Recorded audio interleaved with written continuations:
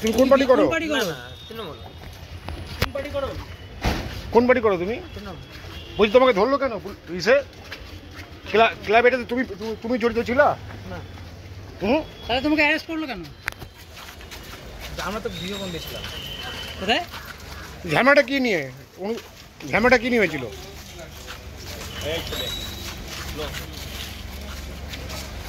ওই একজন না দুজন?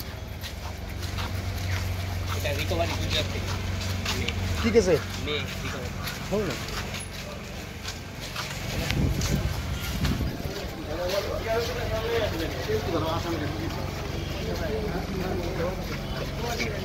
হ্যাঁ, কোর্টে চলে আসতে